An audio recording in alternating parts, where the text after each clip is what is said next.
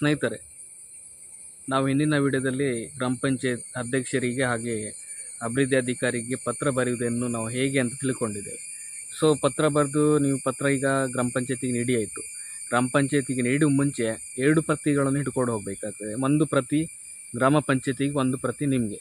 ಕೇವಲ ಗ್ರಾಮ ಪಂಚಾಯತ್ ಅಧ್ಯಕ್ಷರಿಗೆ ನೀಡಿ ವಾಪಸ್ಸು ನಿಮ್ಮ ಪ್ರತಿಯನ್ನು ಹಾಗೆ ತರುವುದಲ್ಲ.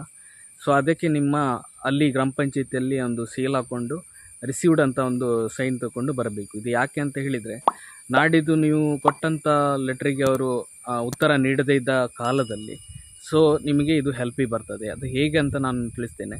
ಸೊ ಈಗ ಗ್ರಾಮ ಪಂಚಾಯತಿಗೆ ನೀವು ಲೆಟ್ರ್ ಕೊಟ್ಟಿದ್ರಿ, ಒಂದು 10-15 ದಿನ, ಒಂದು ವಾರ ಆಯಿತು ಅಥವಾ ಒಂದು ತಿಂಗಳಾಯಿತು, ನಿಮ್ಮ ಪತ್ರಕ್ಕೆ ಉತ್ತರ ಬಂದಿಲ್ಲ. ಆವಾಗ ನೀವೇನು ಮಾಡಬೇಕಂತ ಹೇಳಿದರೆ, ನಿಮ್ಮ ಕೈಯಲ್ಲಿ ಯಾವುದು ನೀವು ರಿಸೀವ್ಡ್ ಮಾಡ್ಕೊಂಡಿದ್ದೀರಲ್ಲ ಪತ್ರವನ್ನು, ಅದನ್ನು ಇಟ್ಕೊಂಡು ಅದಕ್ಕೆ ಪ್ರತಿಯಾಗಿ ಇನ್ನೊಂದು ಪತ್ರವನ್ನು ಬರೀಬೇಕು. ಯಾರಿಗೆ?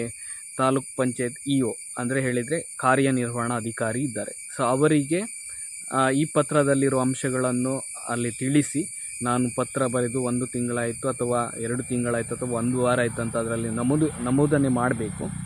ಈ ರೀತಿ ನಾವು ಪತ್ರ ಬರೆದು ಪಂಚಾಯತ್ ಅಧ್ಯಕ್ಷರು ಅಥವಾ ಅಭಿವೃದ್ಧಿ ಅಧಿಕಾರಿ ಕೊಟ್ಟಿದ್ದೇವೆ, ಇದಕ್ಕೆ ಯಾವುದೇ ಉತ್ತರವನ್ನು ನೀಡಿಲ್ಲ. ಸೊ ಆ ಕಾರಣಗಳನ್ನು ಬರೀರಿ. ಆ ಲೆಟ್ರಲ್ಲಿ ಏನೆಲ್ಲ ಕೊಟ್ಟಿದ್ದೀರಿ ಅದನ್ನು ಬರೆದು ನೀವು ಈ ಪ್ರತಿಯನ್ನು ಗ್ರಾಮ ಪಂಚಾಯತಿಗೆ ಕೊಟ್ಟಂಥ ಏನು ಪ್ರತಿ ಇದೆಯಲ್ಲ, ರಿಸೀವ್ಡ್ ಮಾಡ್ಕೊಂಡು ಬಂದಿದ್ರಲ್ಲ, ಆ ಪ್ರತಿಯನ್ನು ಇಡಬೇಕಾಗ್ತದೆ. ಇದನ್ನು ಇವರಿಗೆ ಕೊಡಬೇಕು.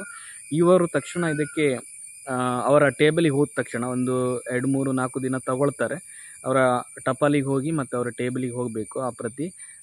ಇವರು ನಿಮಗೆ ನೇರ ಸಿಕ್ಕಿದರೆ ಉತ್ತಮ. ನೇರ ಸಿಕ್ಕಿದರೆ ನೀವು ಕಾಲ್ ಮಾಡಿ ಹೋಗಿ ಇಲಾಖೆಗೆ, ಅಂದರೆ ಲ್ಯಾಂಡ್ಲೈನ್ ನಂಬರ್ ಇರ್ತದೆ ತಾಲೂಕ್ ಪಂಚಾಯತಿದು, ಅದನ್ನು ಸಂಗ್ರಹಿಸಿಕೊಂಡು ನೀವು ಅವ್ರಿಗೆ ಕಾಲ್ ಮಾಡಿ ಅವರಿದ್ದ ಸಮಯದಲ್ಲಿ ಹೋಗಿ ಕೊಟ್ಟು ಬರ್ಬೋದು. ಅಥವಾ ಟಪಾಲಲ್ಲಿ ಕೂಡ ಕೊಟ್ಟು ಬರ್ಬೋದು. ಟಪಾಲಲ್ಲಿ ಕೊಟ್ಟಿದ್ದರೆ ನಿಮಗೆ 1 ವಾರ ಟೈಮ್ ತೊಗೊಳ್ಬೋದು. ಸೊ ಅದು ಕೊಟ್ಟು ಅವರ ಟೇಬಲಿಗೆ ಹೋದ್ಮೇಲೆ ಅದಕ್ಕೆ ಉತ್ತರ ಕೊಡ್ತಾರೆ, ಗ್ರಾಮ ಪಂಚಾಯತ್ಗೆ ಪತ್ರ ಬರೀತಾರೆ. ಈ ರೀತಿ ಸಮಸ್ಯೆಗಳು ನಮಗೆ ದೂರು ದಾಖಲಾಗಿದೆ. ಸೊ ಇದರ ಬಗ್ಗೆ ಆದಷ್ಟು ಬೇಗ ಕ್ರಮ ಕೈಗೊಳ್ಳಂತೆ ಬರ್ತದೆ.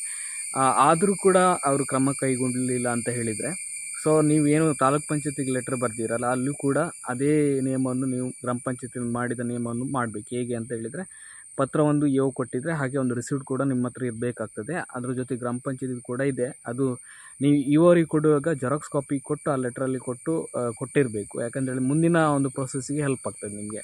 ಸೊ ಅದಾದಮೇಲೆ ಈ ಒಂದು ಕೂಡ ಆಗಲಿಲ್ಲ ಅಂತ ಹೇಳಿದರೆ, ನೀವು ಅದೇ ಪ್ರತಿ ಇಟ್ಕೊಂಡು ಜಿಲ್ಲಾ ಪಂಚಾಯತಿಗೆ ಹೋಗಬೇಕು. ಈ ಜಿಲ್ಲಾ ಪಂಚಾಯತಿಗೆ ಹೋಗುವಾಗ ನಿಮ್ಮ ಗ್ರಾಮ ಪಂಚಾಯತ್ ಕೊಟ್ಟಂಥ ಲೆಟ್ರ್ ಇರ್ಬೋದು, ಅದೊಂದು ರಿಸೀವ್ಟ್ ಕಾಪಿ ಇರ್ಬೋದು, ತಾಲೂಕ್ ಪಂಚಾಯತಿ ಕೊಟ್ಟಂಥ ರಿಸೀವ್ಟ್ ಕಾಪಿ ಇರ್ಬೋದು, ನಿಮ್ಮ ಈಗ ಜಿಲ್ಲಾ ಪಂಚಾಯತಿಗೆ CO ಮುಖ್ಯ ಕಾರ್ಯನಿರ್ವಾಹಕ ಅಧಿಕಾರಿಗೆ ಏನು ಪತ್ರ ಬರೀತಾರೆ ಅದರ ಜೊತೆಗೆ ಇದನ್ನು ಅಡಕವಾಗಿ ಇಡಬೇಕಾಗ್ತದೆ.